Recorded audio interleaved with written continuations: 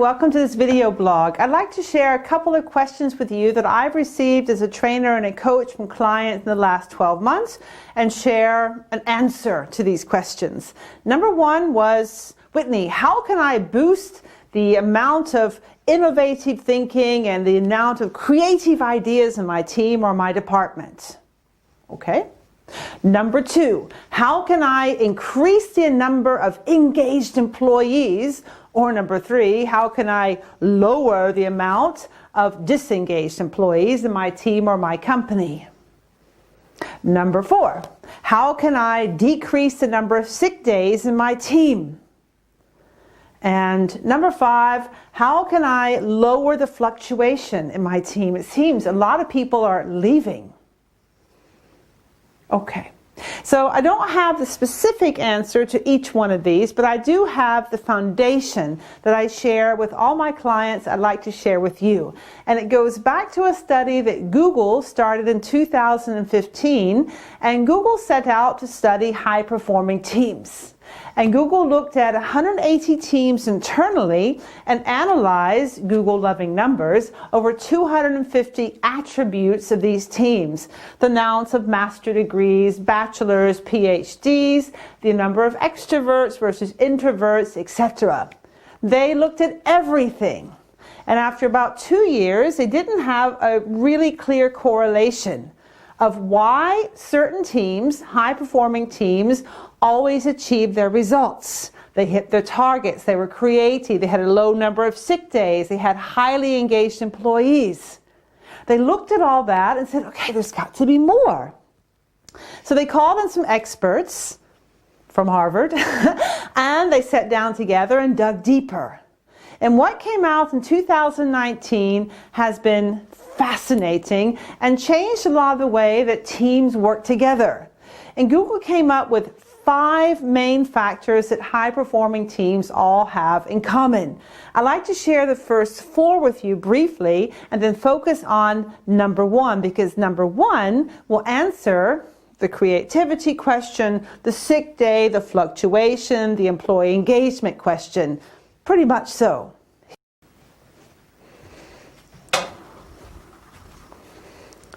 Okie dokie. Let's have a look at the 5 things that Google found that these high-performing teams have in common. And the first one up here we'll look at is our focus. I'll share the other 4 with you. They might be of interest to you if you're in a team or you lead a team. Because number 5 on Google's list was impact. Does what we do as a team has a positive impact on our company's results, and the world around us? It's kind of the purpose question, the greater good of what we do. Number 4 was, do individual team members' jobs have personal meaning to them? Does it have meaning? Does what they do make a difference and contribute to the overall team's results? This kind of goes back to a story that, according to legend, happened when John F. Kennedy was president. To give you an example, John F. Kennedy, when he was president, traveled down to Florida where the NASA space station was being built. And according to legend, he walked in a bit earlier than planned, and there was a gentleman in the main lobby cleaning the floor. And Kennedy approached him and greeted him, introduced himself, and said, "What do you do here?" And the gentleman cleaning the floor told Kennedy, without hesitating, he didn't miss a beat. He told Kennedy, I'm helping to put a man on the moon before the Russians. Kennedy said, "What?" He said, "Yes, I'm helping to put a man on the moon." This man was obviously a facilities manager. But he knew what his job was, and he knew why he did what he did, and he knew how it contributed to the overall good. This made Kennedy very curious. And throughout the day, he asked various employees this question: "What do you do here?" The vast majority told Kennedy, according to legend, "I'm helping to put a man on the moon." And according to the story, as the story goes, when Kennedy was visiting with the space director that afternoon, Kennedy asked this question. And the director said, "Sure." Everyone's job here is critical, and I let everyone know how important they are and what they do. Whether it's someone who cleans the floors, serves food in the cafeteria, or develops rockets, I don't care. Everyone's job is critical to us reaching our overall goal. Everyone was able to find meaning in what they did, and no one felt less or more valued than anyone else. That's meaning. Do you or do your employees know why they do what they do? So, structure and clarity. It sounds so simple. Do you have team rules? Or are they all just kind of understood, unspoken agreements? Do you have guidelines? Do you have rules? Do you have deadlines? Do you hold people accountable? Do people know what their job roles and descriptions are? And do they know what their other colleagues are responsible for? It sounds so basic, but I'm always amazed in teams that I work with that this is often unspoken.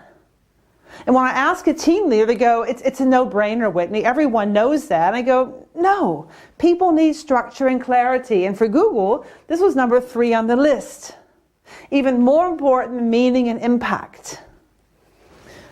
Number 2 on the list was dependability. And dependability, according to Google, looks at dependability not just in terms of delivering on time and employees not having to chase down colleagues and ask extra and send an extra email. Dependability is also delivering on time and in high quality, and not just delivering crap, but being on time. So dependability, on time, and in quality, at the quality level that's been expected. Okay, number 1, and this goes back now to my answer to my question, Whitney, how can we boost creativity, lower the number of sick days, boost employee engagement, whatever? And it boils down to this. It's something Google calls psychological safety. And this is amazing. Psychological safety is defined as a feeling in a team where each member knows that it's okay to take a risk. It's okay because they will not be humiliated. They won't be laughed at. No one's going to roll their eyes. No one's going to interrupt them. They feel safe, and they're not going to get into trouble later. This is where mistakes are admitted and people learn from each other. And in conducting this, I'm going to read a couple questions out to you. I have my cheat sheets. Let me read these 7 statements out to you. We'll show them now on the side. And just think internally, go internal, and think about the team you're on. And answer this for yourself. Do you agree or disagree? Number 1, if I make a mistake on my team, it's often held against me. I'm the bad guy. Agree or disagree with your team? Members of my team are able to bring up problems and tough issues. That's vulnerability, by the way. Agree or disagree on your team? People on my team sometimes reject others for being different. Agree or disagree? It is safe to take a risk on my team. Safe, I will not be laughed at, humiliated, I feel safe here. Or won't be held against me.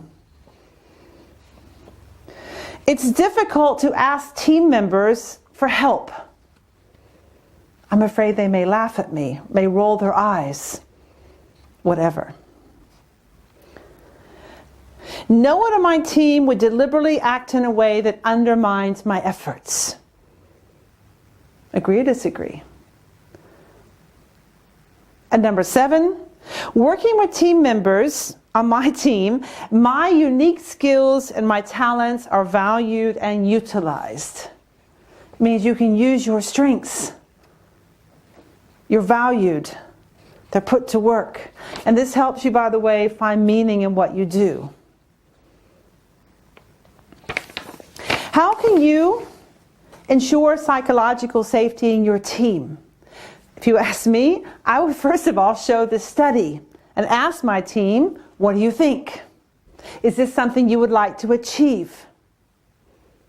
And if psychological safety really is important to you, you need to start showing engagement. In meetings, engagement means eye contact, body language, focus. Google calls it ostentatious listening. I love that. Ostentatious listening means being so focused that you're not looking at your emails, you're not reading things, you're not chatting, you're not answering the phone. You are mentally there with the person who's talking. And you're truly listening to what they have to say. Number 2, psychological safety, you show understanding. You recap, you rephrase what people have said. There's no finger pointing and no blaming. You're very conscious of facial expressions and body language. You lean in and you show empathy. Number 3, you are very inclusive in personal settings. You share information about yourself. You're available, and there's no negative talk about other team members. And when you hear it, you put a stop to it. And this is so important that people are held accountable to for their actions. No negative talk, no negative gossiping about others. You not only don't take part in it, you put a stop to it. And this is a commitment that your team agrees to make. It's a team effort. Number 4, be inclusive in decision making. And this means asking for input, asking for opinions, and challenging people to push back and show you maybe why things won't work.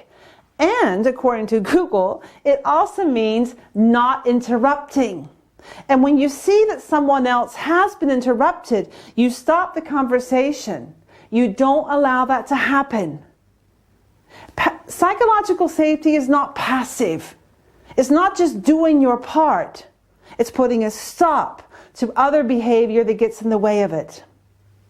And number 5 means, for Google, psychological safety, be confident about your opinion and don't be inflexible. Be open to ideas. Don't show bias. Manage team discussions. These high-performing teams at Google, one of the things that came to light was that high-performing teams that had psychological safety in meetings had an equal amount of speaking time per person. Whether someone was extroverted or introverted, it didn't matter. Everyone had more or less, and not depending on hierarchy, the same amount of speaking time. What do your meetings look like? Are there some people who dominate and some people who get away with saying nothing? And this last point also says, don't allow sidebar conversations. Because if someone is talking to someone else in a meeting, they can't be listening to something that someone's saying. It's not possible. It's psychologically, mentally not possible, and it's rude. So, if you ask me, Whitney, how can I boost creativity and innovative thinking? Well, is your team safe? How can you be creative and think innovatively and think outside the box if you're scared of making a mistake? Really? What does your team look like of researchers, of analysts? Are they respecting each other's opinions and truly listening? Because if this is not there, you're not going to get very far with creative thinking. Whitney, how can we boost employee engagement? Well, I'll tell you what, I will feel engaged if I feel valued and listened to, if I feel that my contributions make a difference. How can we lower the number of people who quit, lower the fluctuation? Well, why would I leave a team that I feel safe in, that I thrive in? It's an environment that I love to come to work in. Why would I go somewhere else? How can I lower the number of sick days? Well, I tell you what, when psychological safety is not there, the environment in a team is poisoned. And this negative talk and this fear and this constant fear that I can't make a mistake, I'm going to be laughed at by my colleagues, puts people under permanent stress. Permanent stress where cortisol, adrenaline is always flowing. And that's going to make you sick. Long-term sick. Mentally and physically. That is permanent stress. So if you want to boost creativity, lower the number of sick days, create an environment that people want to work in, boost employee engagement, start here. And it starts with you. It starts with you as a team member, and it starts with you as a leader, walking your talk and demonstrating excellence and putting a stop to poor behavior. It means calling people on their actions and making people accountable for their actions. But it's a team effort. So, get out there and grow your life. Have a great week. Keep your eyes and your ears open at your next meeting and your next interaction, whether it's from your home office or coming back to work in your main office now. And get out there and boost the psychological safety in your team. Have a good one.